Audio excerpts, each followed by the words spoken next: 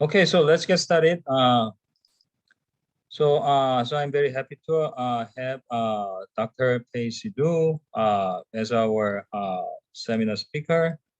So he's got his PhD degree from the University of Maryland under Dr. Kostu Bagashi's guidance, and now he is a postdoc at Stony Brook University. I think, I don't think I miss the sum of your careers, right? So no, very good summary. Yeah. Okay. So Peizhi is he's the expert on the model building, collider physics, and dark matter. I mean, sort of many of the topics in BSM physics. So today he's going to talk about the physics of the light dark matter detection, just like the speaker the last week. Okay, Peizhi, please go ahead. Yeah, thanks. Yeah, thanks, Judy, for the nice introduction, and also thanks for the invitation. Thanks for joining my talk. Today, I will talk about our recent works on Sub-GeV dark matter direct detection, mostly focusing on some new backgrounds and new ideas to probe light dark matter. And this is a work in collaboration with people listed here. So let's move on. Before going to details, so let's first give a brief summary of what is dark matter. And we have a lot of evidence of dark matter on all different scales.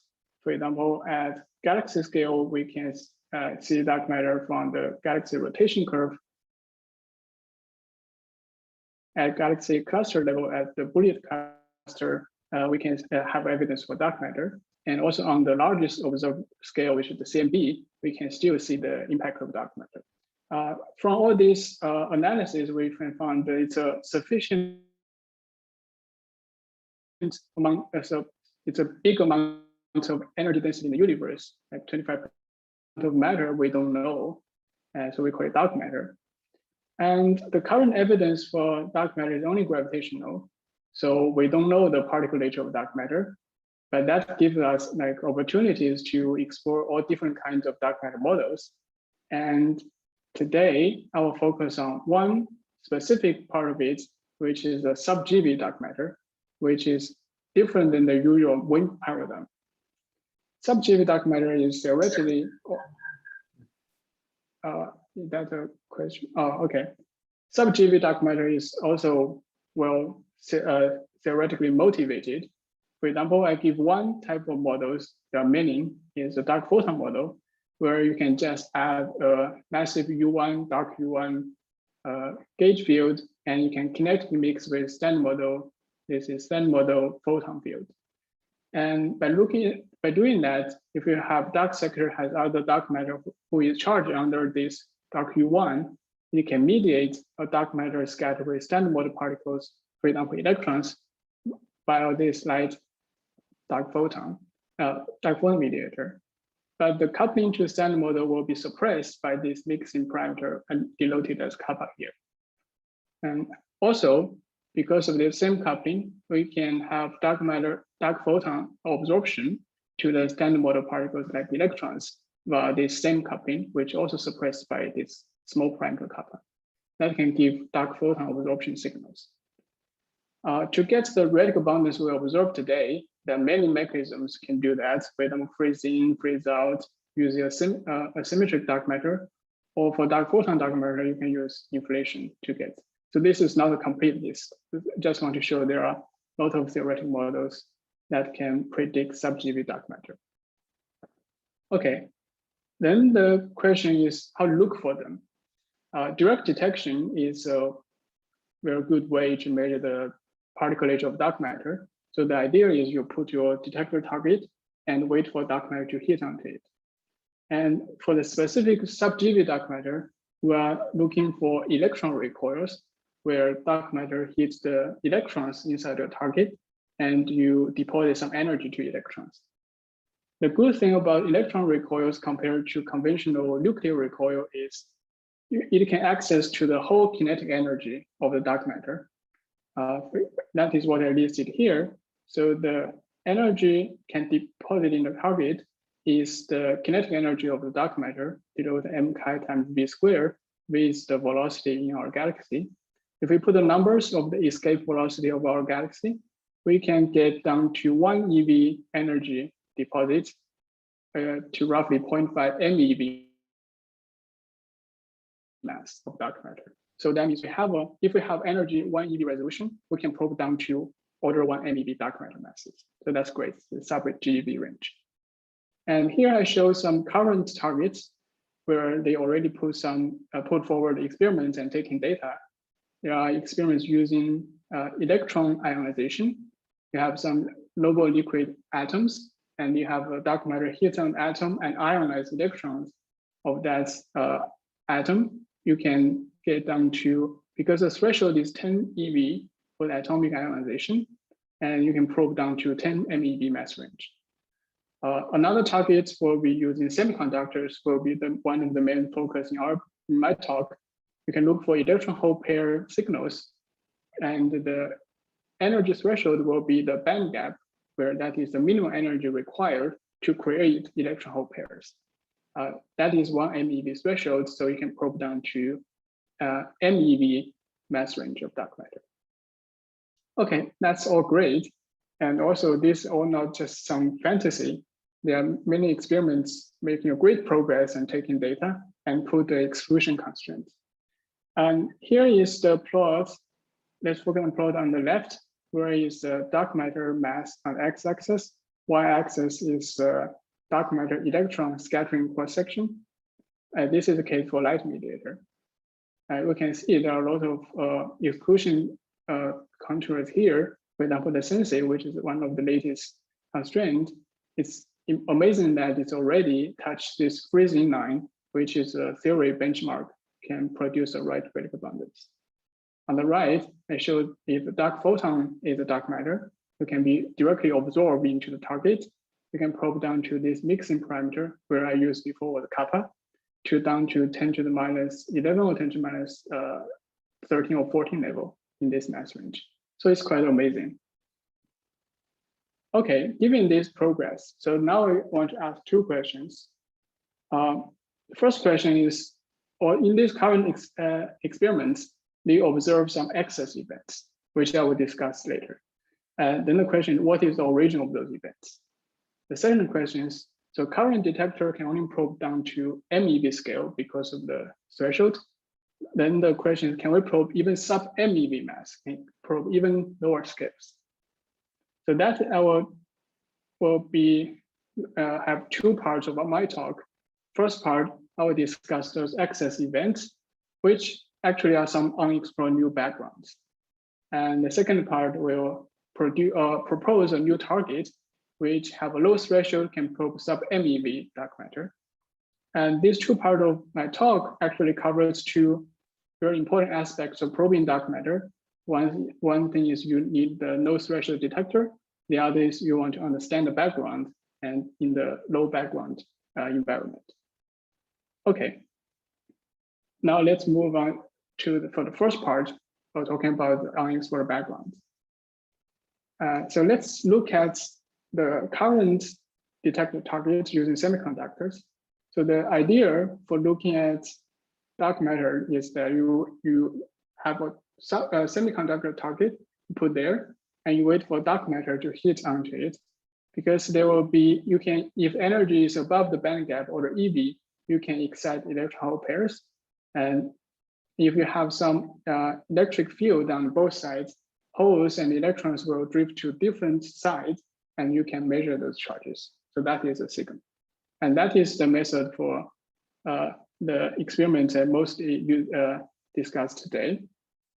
And here is the data and the access in sub-GeV dark matter detectors. For example, I list here was SENSEI collaboration and SuperCDMS HVeV collaboration. Now you don't need to understand the detail of the plot here, but the point here I want to show is all these data are after all analysis cuts. So in principle, they would expect 0 events if there's no dark matter. But they saw a huge number of events, of significant amount of events for SENSEI and the SuperCDMS. And all these excess events are near their thresholds. For SENSEI, you can see this is 1E or 2E events, and for SuperCDMS, it's like 1 to NE events. And it cannot be explained by known sources because these are all after analysis cuts. Then the question is, what are those events? If those are dark matter, oh, that's great, we are done. But if they are not dark matter, and that will significantly limit the sensitivity for dark matter detection. So by the way, Paige, yeah, so I have a question here. So so in this the slide, what are blue dots and red dots in the SENSEI? Yeah, actually, I will come back to that later. Okay. So the point of this slide is to show this is not zero. It's not zero. So that's that means it's excess. Okay. Okay. I see. Yeah, I will come back to that. Yeah. Thanks for the question. And now I first give you our summary of our explanation. Those are some unexplored low energy backgrounds, and those Cherenkov radiation and radiative recombination can likely explain those excess. So this process can be summarized schematically like plots here. Here I show a schematic plot of the detector environment. Usually you put a copper vessel to show some background, and inside it you put your detector. But together with that, you need to put some holders and to put the detector in place, and some cables to read out the data. And that is everything inside the copper vessel. Once your high energy particles coming from ambient radioactivity come into your detector, you can hit your detector or your holders or cables, because those are non-conducting and they can radiate Cherenkov radiation, or they can first generate electron-hole pairs and then they recombine and generate low energy photons or phonons. Those can also be the contribute to the events in the near thresholds that it can contribute to the excess events. So here I listed the two mechanisms that can explain the sensor excess, and the one mechanism from the holders you can likely to contribute to SuperCDMS HVeV excess. So I will discuss all this in detail later. I just now give you a summary. Okay, I think every time when I discuss this with people, well, the immediate question was, this process seems to be so simple, it's some textbook stuff. Why people haven't studied this before? Okay, it doesn't mean that the experimentalists didn't do a good job. Actually, they did a great job to subtracting all the backgrounds. But these backgrounds are tricky. What I mentioned here is they're not the usual high energy radioactivity backgrounds. And those are well measured and well calibrated. But here, what the backgrounds we are mentioning actually the secondary of those backgrounds, because those high energy particles come in and radiate secondary low energy Cherenkov radiation or recombination photons. And also the current experiments are the first generation of experiments with sub-GeV resolution. And before that, like the traditional nuclear recoil experiments, they have threshold of KeV where all these backgrounds are not relevant. And they are also challenging to identify these events, as mentioned later, because they're in the signal region. It's hard to just naively throw them away because you will throw your signal away also. Okay, so hopefully I already gave you some kind of summary of what I want to discuss. Now I want to go to the details of the theory. Okay, the theory is first type is the Cherenkov radiation. Cherenkov radiation is also a very simple phenomenon, is that when you have a charged particle passing through a medium, and that speed is faster than the speed of light inside the medium, it can radiate Cherenkov radiation. This is the same physics as the shock wave generated when an airplane passing faster than the speed of sound in the air. The condition to generate Cherenkov radiation is listed here, like V squared times the epsilon greater than 1, where epsilon is a dielectric function, which can relate to the refractive index and extinction coefficient like this. Okay, And so that is also condition for sufficient velocity. Cherenkov radiation will be emitted with a specific angle with the theta, at least the theta ch here, which is given by the formula here. And the rate of the Cherenkov emission can be well summarized by this classical formula, where n is the number of Cherenkov photons, omega is the frequency of photon emitted, and dx is the distance of the incoming particle traveled. And the parametrics leading order will be just alpha, which is the dielectric, fine structure constant, and it's modified by this parameter. Okay, so that is the basic theory of Cherenkov radiation. Let's look at how it looks like in the semiconductors. And let's give like the example of semiconductors like germanium and silicon, and which where I plot is the real part of the dielectric function as a function of the frequency, photon frequency. Because the threshold you need the v squared times epsilon greater than 1, only in this region you can generate Cherenkov photons.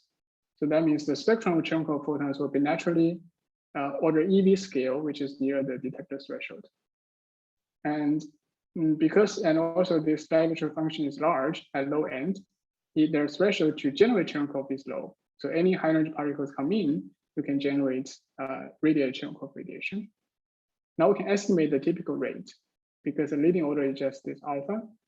For EV energy range of the photon, and for a track of the high energy particle 1 millimeter in the detector, you can radiate 40 Cherenkov photons. So that is a significant big number for the dark matter searches.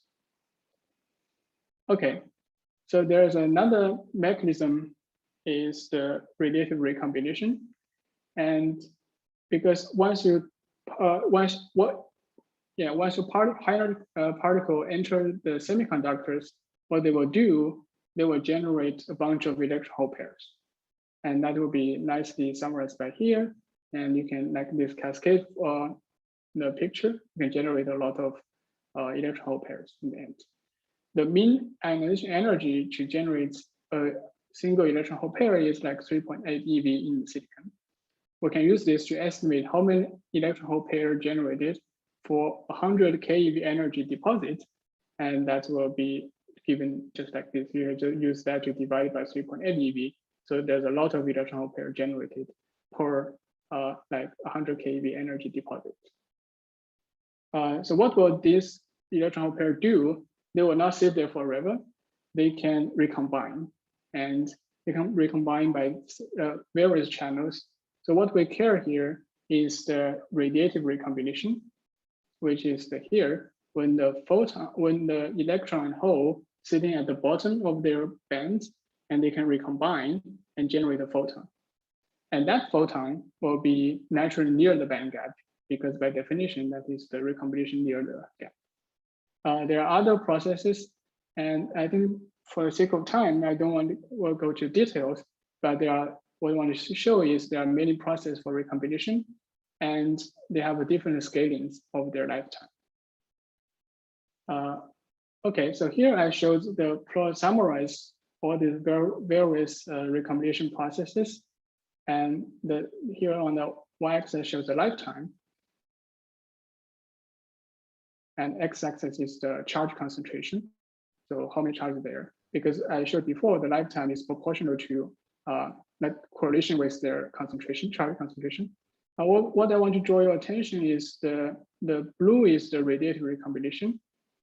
And you will see here, the radiative recombination will never be dominant in the most of the regions. But what cares is it will be short, that means the rate is high for high concentration, which makes sense. If you have more charge generated, and then that will be, you have more easily to recombine. So that is one to draw attention to. And also that would be significant if there's a background carrier concentration is large. For example, for the doped silicon, which I will discuss later, where you have high charge concentration. And that will also give a significant amount of radiative recombination photons. Now we can estimate for 10 100 keV energy deposit, we estimate the number of electron pairs generated. And if the background electron density is 10 to 18% meter cube, which is around here, we can estimate times this branching ratio, how many recombination photons generated per this 100 keV energy deposit. So this is still a huge number. So that means the radiative recombination will be significant for the high doped region. Okay, now I will discuss about the theory background of Cherenkov radiation and radiative recombination. Now we move on to experiments. So first experiment is SENSEI experiment, which they use CCD, but they use a skipper CCD, which has a nice charge resolution. They can resolve 0.1 charge resolution. And it put like 100 meter underground. The nice thing about the CCD is it has a nice spatial resolution because you can really identify at which pixel the dark matter event generated, but it has a very limited timing resolution. Here is some picture of the experimental setup of the SENSEI. But we want to move on to see what really do SENSEI see using the CCD. CCD, you can imagine the SENSEI is taking picture because CCD is using to take pictures of the vacuum. The vacuum is not empty because there are lots of radioactivity going on. So this is one image of SENSEI data. You can see here, there are lots of long tracks that are coming from the high energy muons passing through the CCD. You leave a lot of charges, energy deposit. And the white dot here will be likely X-rays, and the short tracks are electrons, high energy electrons. And I don't know whether you can really see it, but there are many like little white dots all over the places. Those are single electron event, which is our signal. So this plot looks like the environment is kind of messy, but there is one analysis cut can reduce the impact of this high energy event. Is called halo mask cut. The idea is you identify a pixel with a lot of charges likely coming from high energy events. Then you draw a circle around that high energy pixel. Then you remove that for the analysis. So that is one way to reduce the impact of high energy particle or high energy events. Then the question is, what is optimal radius of this halo mask? So that comes to the single electron axis, in which I showed this plot before. Now I want to go to detail here. So yeah, let's first look at the plot on the left, where the SENSEI did the same experiment with two different shielding. And they have one will do the standard shielding, they record the background events and the single electron event rate. And they do another experiment with where they can reduce the high energy background radiation by roughly factor of 3. Interestingly, the single electron event rate also reduced by similar amount. So that shows some correlation of the single electron rate with high energy event rate. Okay, and there's another interesting feature about this single electron event is the spatial correlation, which shows on the picture on the right. And on the x-axis is the halo radius, which is related to, I showed before, the halo mask cut. What is the radius you choose for to mask out? And the single event rate, you can see it's like has a peaked at low radius and extend to high radiuses. So what does this mean? This means the single electron event rate will be likely to accumulate around the high energy events, but less likely for the large radiuses. So this shows a spatial correlation. And if you extend up to 60 pixels, this rate becomes roughly flat. So that are all the features of the single electron event axis observed at SENSEI. Okay, then the question is, because we propose Cherenkov can maybe explain it, so how Cherenkov do in this SENSEI setup? So let's give a very schematic estimation of it. is you take a piece of CCD, which is a piece of silicon, and you imagine a charged particle travel straight to the CCD. And then we can radiate Cherenkov radiation by using this angle, which I used the formula before. And they can like bounce around inside CCD, and you can record. Once they absorb in the CCD, you can record this single electron event. How far the photon inside CCD can travel? Well, it depends on the mean free path of photons inside the silicon, which we use the analytic formulas at here at the temperature that SENSEI is operating. We can see that for the photons are close to like 2 eV, so will not travel very far. So they'll stop in 1 pixel. But when photons which are close to the silicon band gap, they can travel to a significant amount of distances. So that will contribute to the events outside the 60 pixel halo radius. And we can convolve this information with this picture to a plot here, which is a number of photons per electron high energy track as a function of a radial distance from the track, which is basically you can imagine as the halo radius. We can nicely show this like falling behavior, which roughly matches the shape of what we discussed before. We observed this falling shape from the data. Okay, so that is the part for Cherenkov in SENSEI. And yeah, here I want to skip here is there some kind of details because we want to really justify whether this really can explain SENSEI access. We put forward some simulation. We need to know what is the detector, how the detector looks at SENSEI, which has, it will be summarized here. Like you have a piece of CCD that is you also sandwich it between, there's also, put onto it, there's also a pitch adapter that is attached to a CCD for electric readout. And we need to simulate the tracks coming from outside and pass through pitch adapter and CCD and all this environment. And that is what we put in our simulation. And there's another part, which is the radiative recombination, where it only matters, when I mentioned before, when there is a highly charged concentration, which is the backside of CCD. And the backside of a CCD has a few micrometer layer with high charge concentration. They use that to reduce some dark current from the surface. But that happened to generate a lot of radiative recombination photons, and that will contribute to the SENSEI access. And we put all of this into account. Now I just show you some preliminary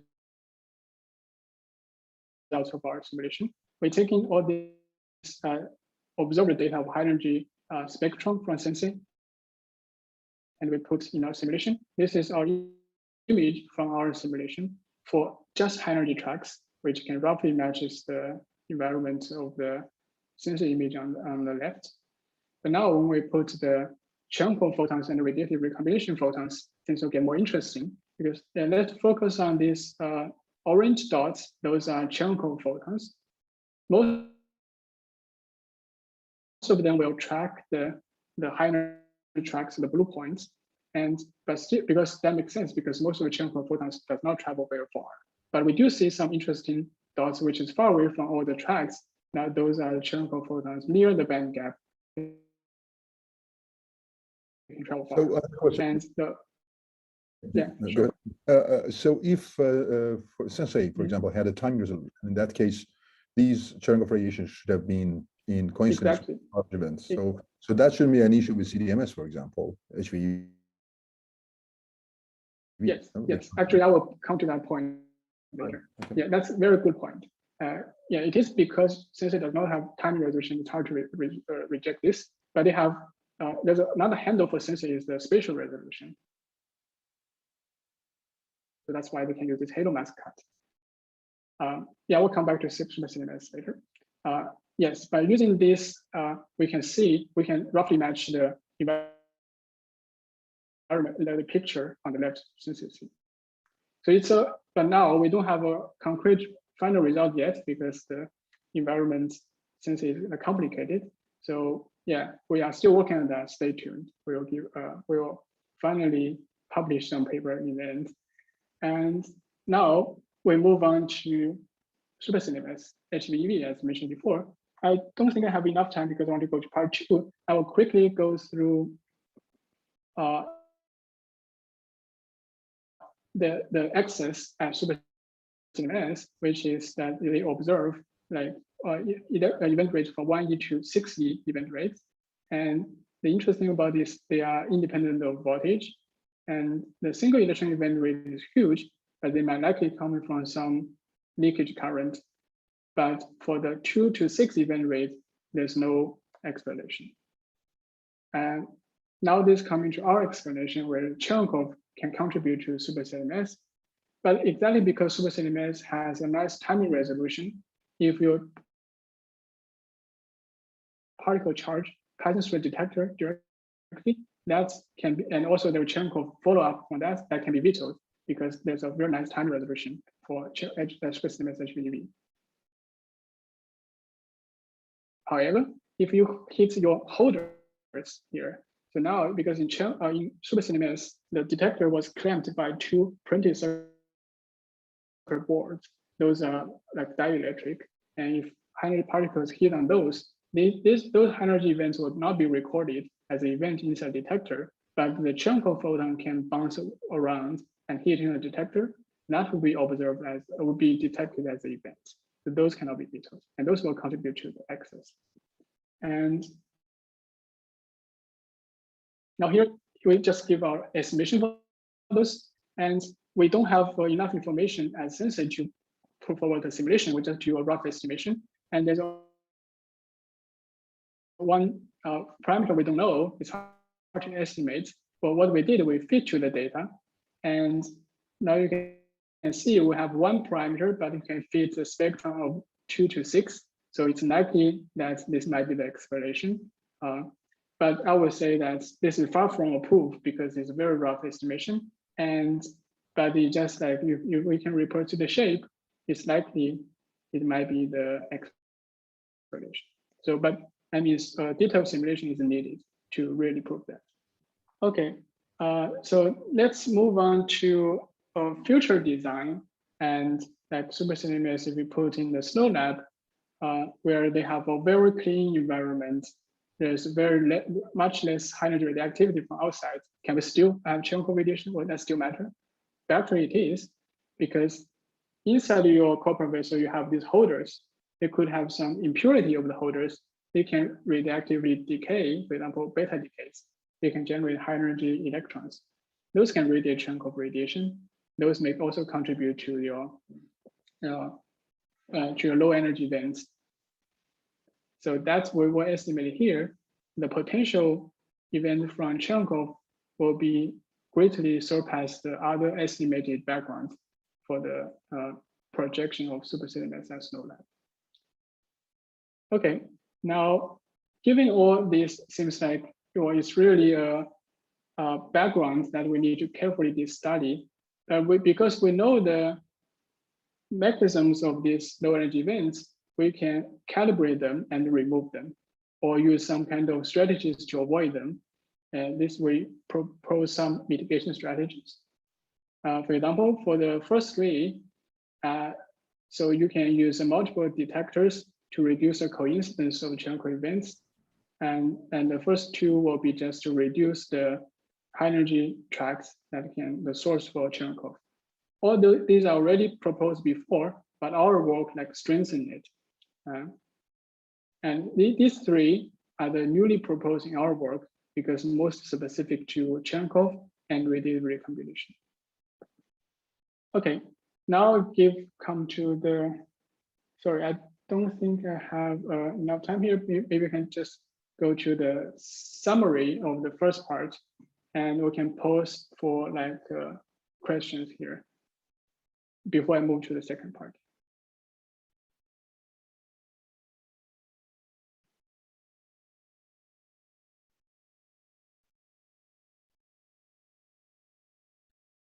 Okay, so now let's move forward to the second part, where we want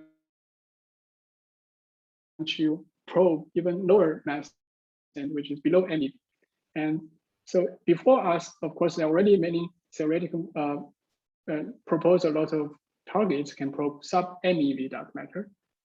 So first two are listed before as for probing MeV to GeV range, and I listed two materials that can probe down to sub-MeV range.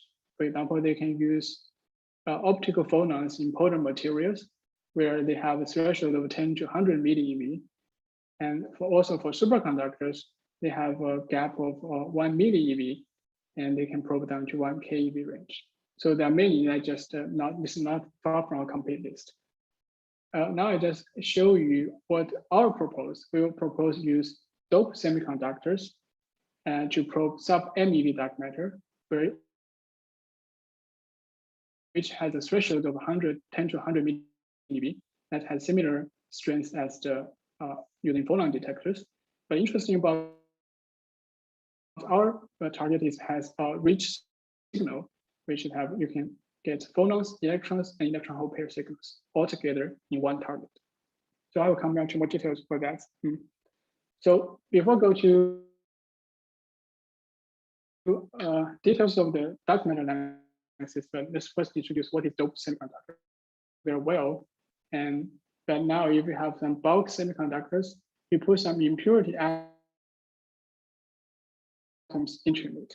And those impurity atoms may have different number of outer shell electrons. For example, if your bulk semiconductor was silicon, and if you put atoms which has 5, so silicon has 4 outer shell electrons. If we have like atoms have 5 outer shell electrons, you can easily get 1 more electrons to your target. So that will usually call donors because you can generate more electrons. So if a semiconductor has more electrons, that's usually called N-type semiconductors. You can also do the same thing for acceptors where you can have 1 less electrons. You'll generate holes inside the bulk semiconductor that is called P-type. And all these materials are very commonly used in our daily life. For example, they commonly used in the PN junction. You can just put a piece of P-type semiconductor and N-type semiconductor, and you put some electric voltage on both sides that can make a diode that is commonly used in our daily life. Okay, let's look at the dopants in the semiconductors more closely. Let's give an example of background is a silicon, and your dopant was phosphorus, for example. They have 1 more extra electrons than the background silicon.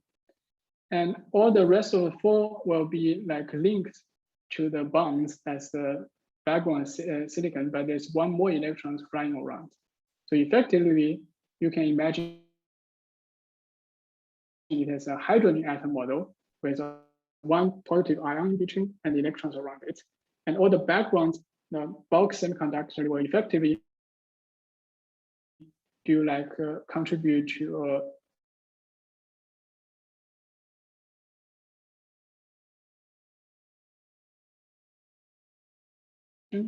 coming from the background bulk semiconductors. Let's put some numbers. For example, typically for silicon, the dielectric function is order 10. And that means the effective Bohr radius of this dopant will be factor of 10 larger than the usual Bohr radius of hydrogen atom, where the M star is the effective mass of electron inside the semiconductor. And the typical momentum will also be factor of 10 smaller than the typical momentum of the hydrogen atom. Now here is 100 eV scale. And the velocity of electrons inside this dopant will be 10 to minus 3, which actually matches the velocity of the dark matter, which that's why they can have a good range, which I will show later. And we can use the hydrogen atom model to calculate the ionization energy, which was using the hydrogen atom model, but will be suppressed by the dielectric function squared, and which can easily go down to 10 to 100 millieV range. Okay, so that's a picture of the dopant.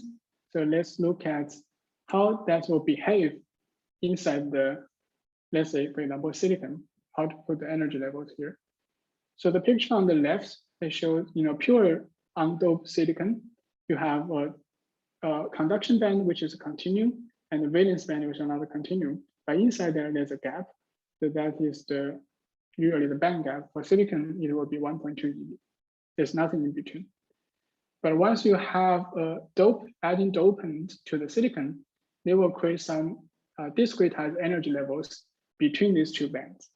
For example, you have an N-type dopant because you can easily generate an electron from N-type dopant. So it's close to the conduction band, and the gap for the first course was 45 millieV.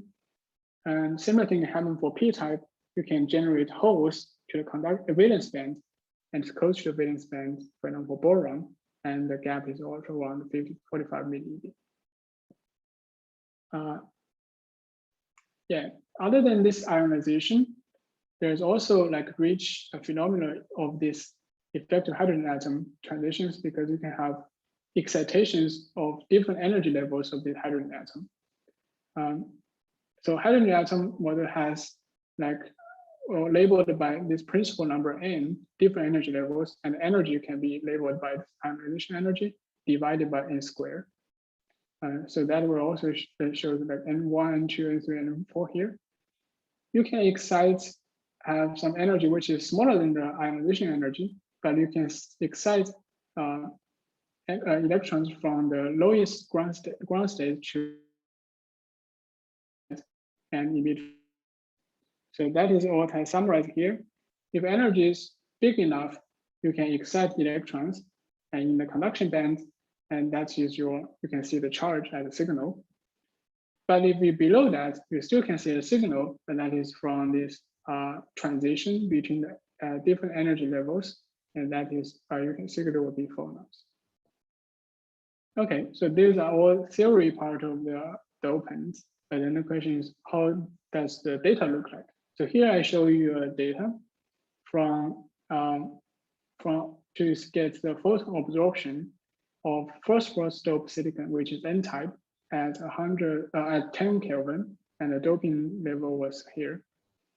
So the picture on the left shows the alpha is the absorption constant, which inverse of that shows the mean free path of photons inside the material.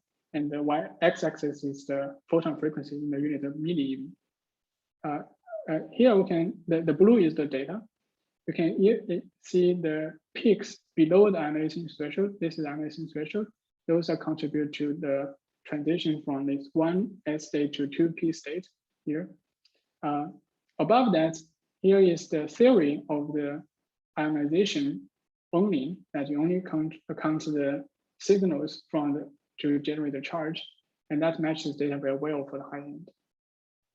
So the picture on the right shows the full range of the absorption data, and below the ionization threshold, actually a few times the ionization threshold, that will be mostly phonon signal, which I listed here, which I cross here, and above that will be mostly electron signal because ionized electrons from dopant. And once you go above the band gap, you can create electron-hole pairs. So these are the three types of signals I listed below. Okay, now, yeah, it's all good. We have a low threshold, but then the question is, what is the density we should choose? Is that we should choose the density as high as possible? That'd be great for dark matter. Actually, the question is no, because there is another phenomenon inside dope semiconductors called metal insulator transition. Let's look at the picture on the left first. If the doping level is small, that means the dopants are well separated. So you can really imagine each of them as individual hydrogen atom. And the electrons wave function are localized on the dopant, so there's no conductivity. It's insulating. But once you pack them more and more, so those dopants can overlap, the wave function of the electron overlap, so they can form a new band, and they can become metal, become metallic. And where does that transition happen? That can happen when the interseparation between the two dopants, which is like this 1/3 inverse of the density, is roughly the size of the effective hydrogen atom. And we can estimate that if the hydrogen atom is like 10 of the usual Bohr radius, that density is 10 to the 18. So you don't want to go too much above that. Yeah, you don't want to get above that.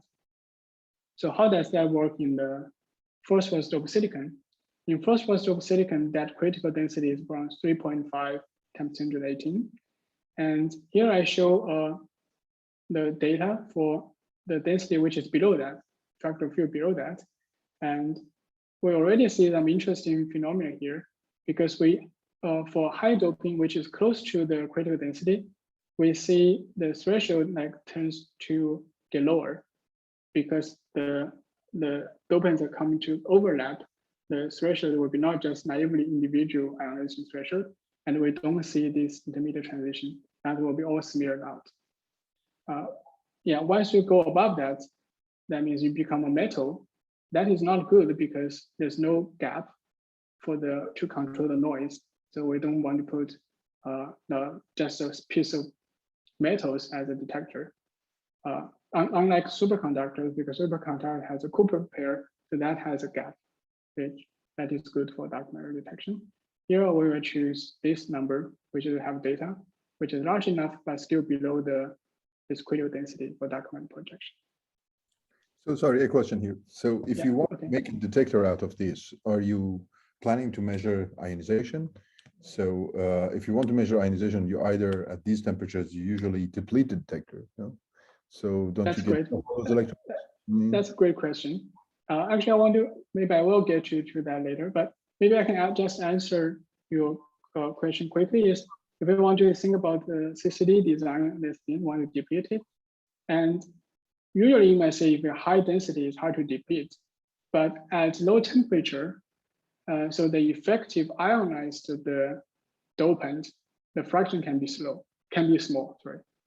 So what matters to deplete the material was the ionized dopant level, and we can control the temperature. So we should choose the optimal temperature such that the ionized dopant will be small, and then we can use the reasonable electric field to deplete the material. You can do it so in such a controlled way, so you can get an efficiency. Like what is your total exposure if you want to count? Like if you want to give an estimate of the cross section, you need to know how many of these electrons are available. Is that right? So yes, we need to know that. Well, that's it can be so much under control. Well, that's a good question. So we are not sure now.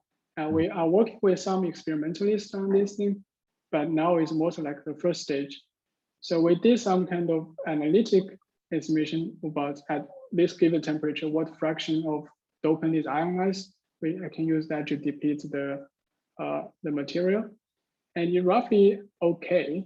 So, but we are not put into a full simulation of that. But we just roughly, if you can control the temperature, there might be a way to do that.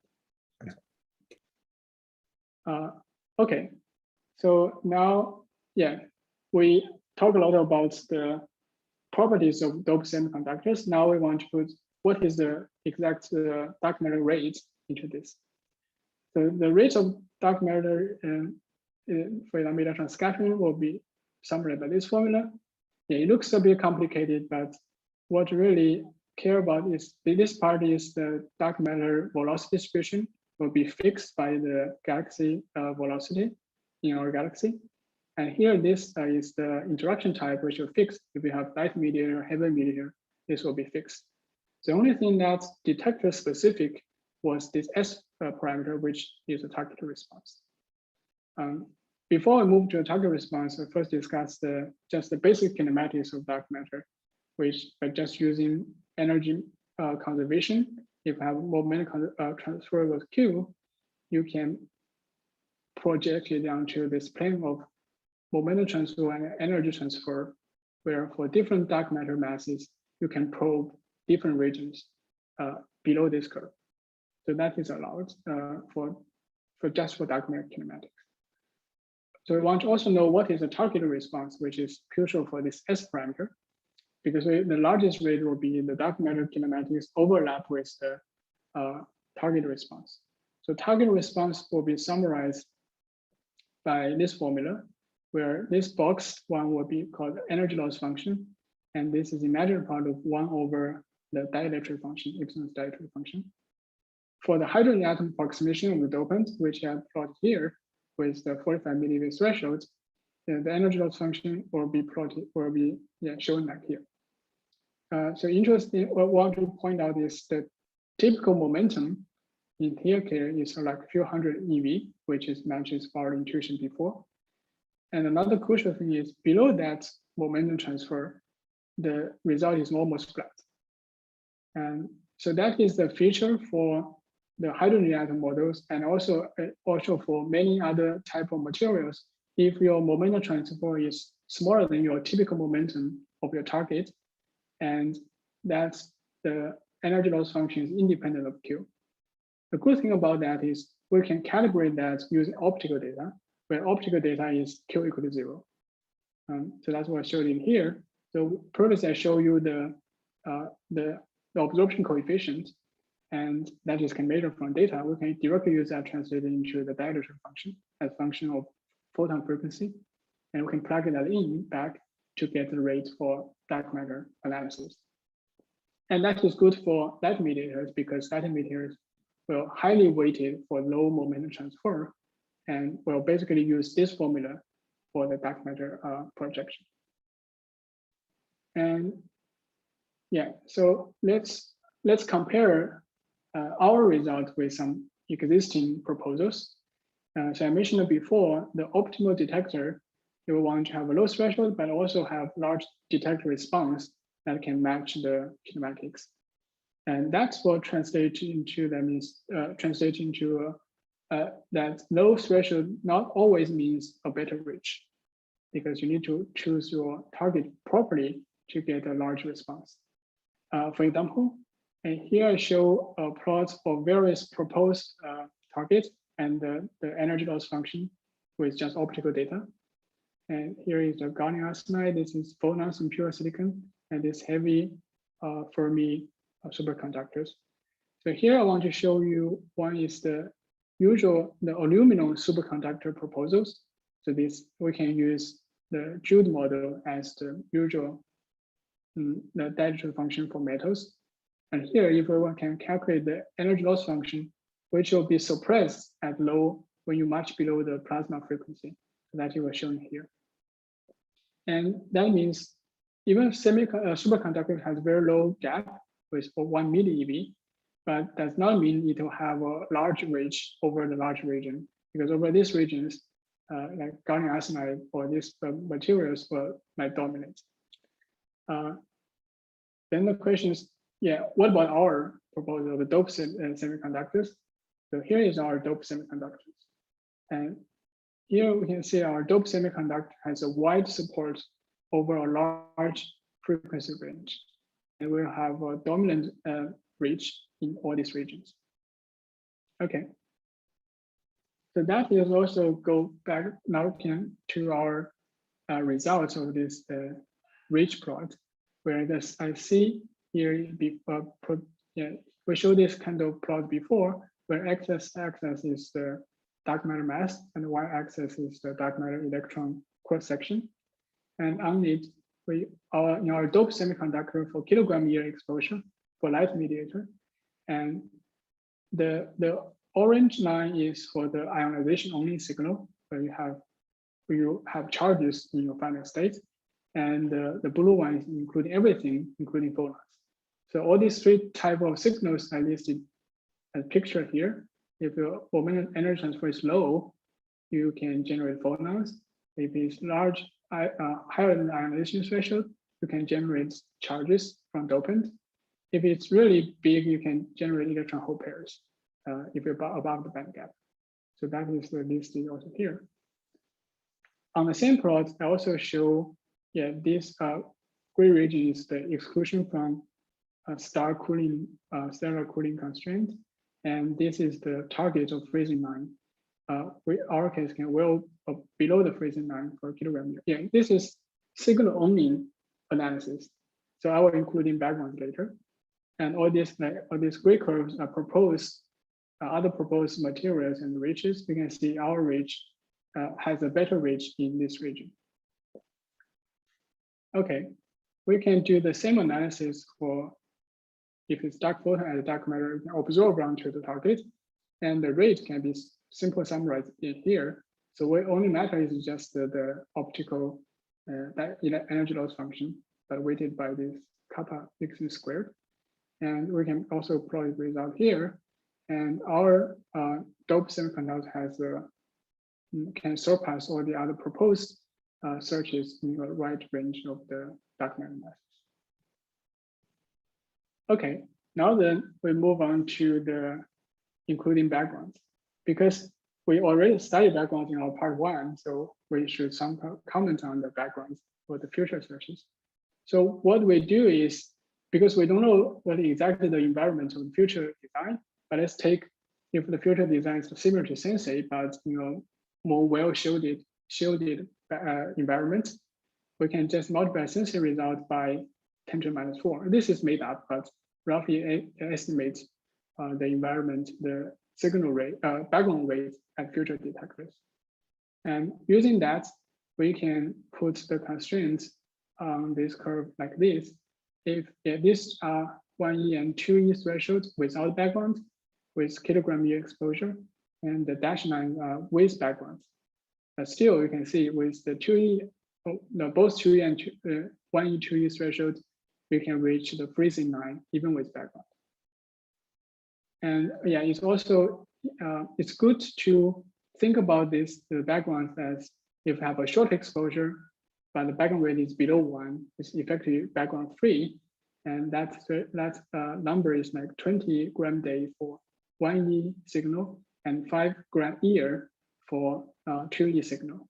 So if you have a detector more than that, much more than that, you will suffer from background. And of course, as we commented before, if we know the background coming from Cherenkov and radial recombination, we can model that, we can subtract that, we can improve the reach. But that's more detailed for the future, if you have a future design. Okay, now we move on to maybe one more question before, well, what are the detector designs? How can you design these things? And for the photon signals, and we can just use the usual concept using the TES, the transition edge sensors, can put on your dope semiconductor, and you can measure the heat signal, which is the photon signals coming from that.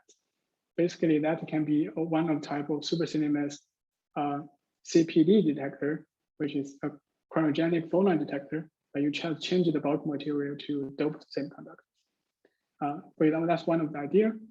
And so just to come back to that, so for the electron recoil dark matter, for phonon measurement, you are waiting for the recombination, and then you measure the recombination phonons. Is that true? It's not a direct coupling. No, it's the de-excitation phonons. Yeah, you are hitting your you hit your dopant atom and then excite and de-excite and you generate phonons. Yeah, and that is true for the low threshold. But for the high one, if you're above ionizing energy, you create charges. But on the same time, when charges moves, they can also generate a bunch of phonons. And so it's sort of inclusive in that sense. We can model all the phonon production, including only phonon production, but phonon plus charges, but we only measure the phonon signal out of that. Yeah, if you don't have a control from charge, so that will be, or like you can measure the same all different regions, but the different phonon signals. And yeah, now if you want to, because we have charge generation and semiconductors, it might be good to read out the charges.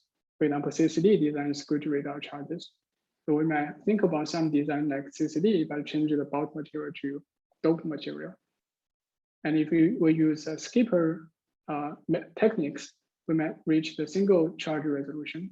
We can identify one charge to two charges. So that'd be great to reduce background. And there's another interesting, we're still thinking whether we work is whether we can distinguish electron ionization to the just single electron ionization from dopant to the electron-hole pair creation. Because once you can distinguish that, we can know whether this is coming from dopant or from the across the band gap. And we can also, that can be reduce the Cherenkov radiation combination backgrounds because those are coming from across the band gap. And this might not be like hard because there are CCD designs which can read out electrons and the other CCD design can read out holes. So if I put two of them together, you can read out like this, compare the coincidence of these two detectors. You can subtract the identified contribution from electron-hole pair correlation and only electron correlation, for example. So that is kind of our current thoughts. So this is all in progress, and we haven't have a very concrete design yet. But these ideas, we just like, so if you have like interesting ideas on that, and also I'm very happy to hear if you have any thoughts on that. Okay, I think I'm mostly running out of time. So let me also go back to my summary, is that so optical detectors targets should have a low threshold, but not just only low threshold, but has a large target response that can match dark matter kinematics. And we propose doped semiconductor targets, and the doped semiconductors can be think about the hydrogen atom model in a background of large dielectric constant, so that can reduce the threshold. And the threshold is 10 to 100 millieV, which has also a wide range over a large range, mass range. And they are also cheap because they're easy to get. So yeah, I think that's all I have for today's seminar. So yeah, I'm happy to take more questions. Okay, so thank you so much for the nice talk. So now, time for question. I have a question. Rupak here. Hey, nice exploratory work. The two comments. One is the background, as you might know, so all dark matter and neutrino scattering experiments, they're seeing an excess of background at low recoil energies, like below 200 eV, and it tends to grow exponential, like many orders of magnitude at low energies. No one knows where they are from. Maybe in a year we'll understand. That's something to keep in mind. Second is sorry, go ahead. Which experiment are you mentioning? All the experiments. So if you can look at the Access workshop. In fact, in the Magnificent Sevens workshop tomorrow, I'll be presenting the backgrounds for all the experiment. So the community came together 3 months ago, trying to put on the same footing what are the backgrounds seen by different experiments. And that's, in some detectors, it's million DRU, some detectors is 100 to 1,000 DRU. So these are all very low energies at below 200 eV. So that's something to keep in mind.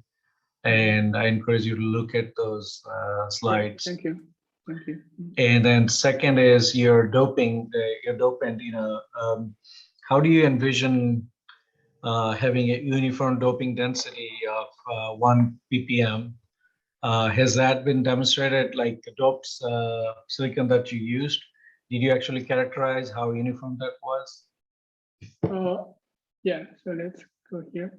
We don't really need to be very uniform because this is the result we are using here. So you can see here now, you might really see there might be some random clustering of those dopants because they can see the threshold going down as compared to the low doping where they're really isolated, and we don't see these intermediate excitation peaks. So that is a feature that they are starting to overlap. And so we don't really have super uniform distribution, but we have a general background doping of this level, which can be easily fabricated. I think this can be easy to obtain from many, So I mean, because you don't want position dependency. Imagine you make somewhat like 100-gram crystal, and then the doping density is not uniform. Then you would have different signatures from different recoils in your detector. But okay. So that those different regions of the. Imagine you basically your crystal puller has. You dope something, and then it happens to be only top part of the crystal with a gradient to the bottom part of the crystal. Then your response will be different in different parts of the crystal where the recoil happens. I agree.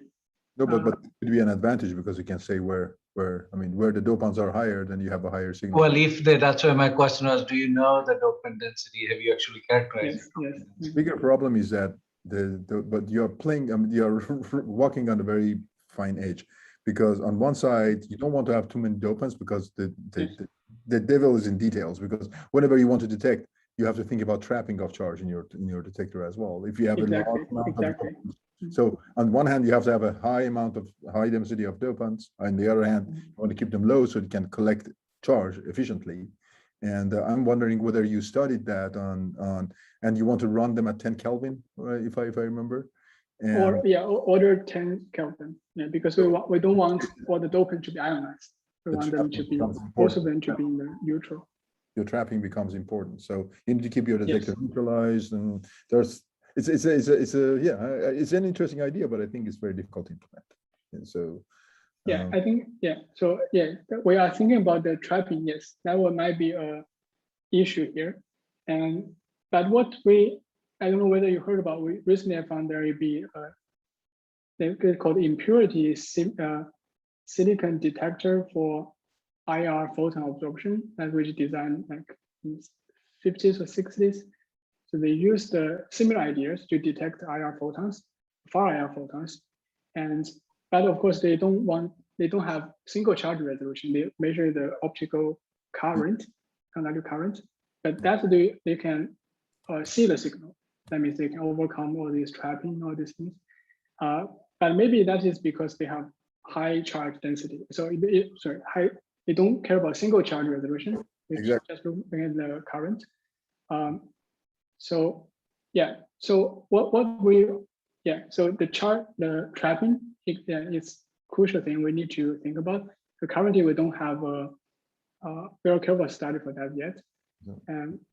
But I think maybe we can model it, even if the trappings might be high, but they're also detrapping, release charges.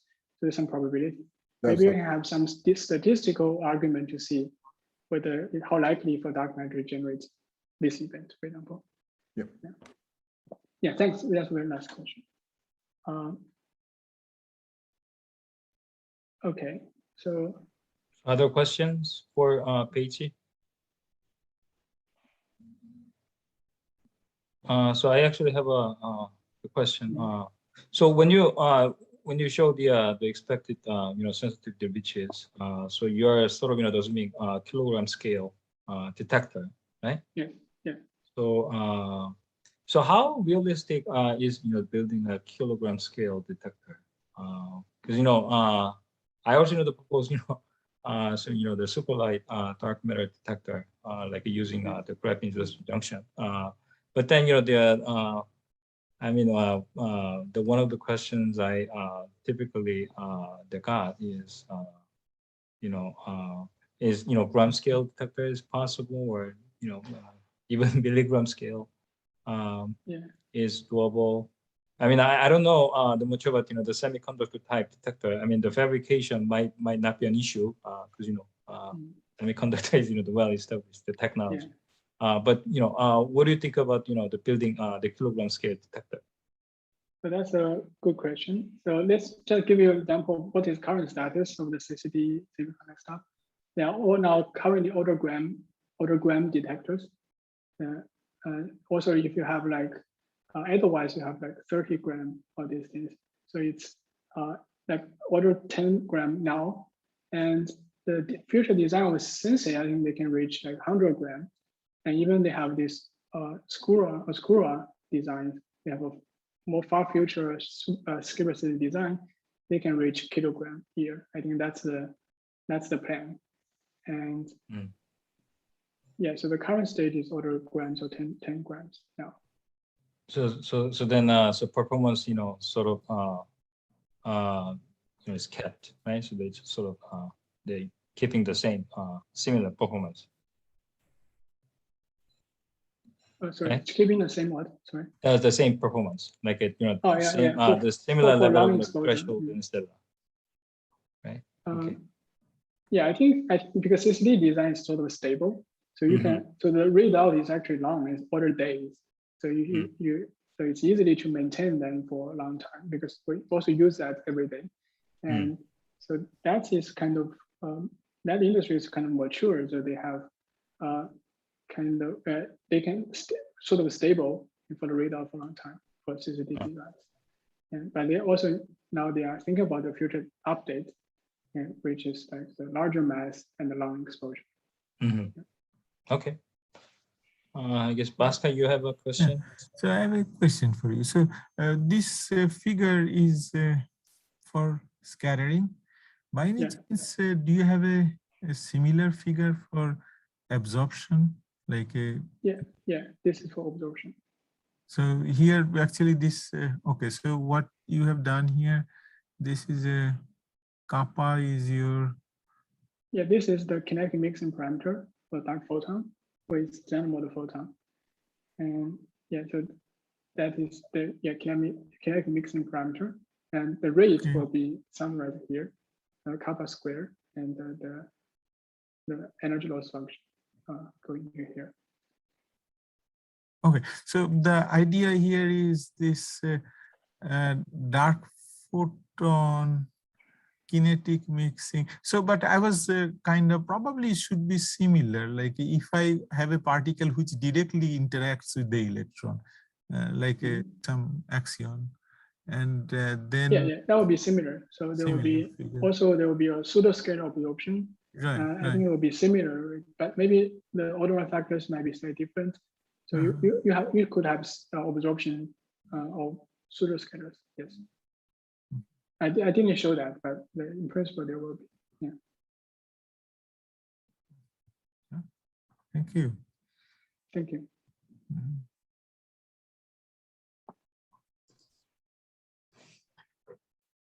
Okay, so I guess we can stop here. Let me finish the stuff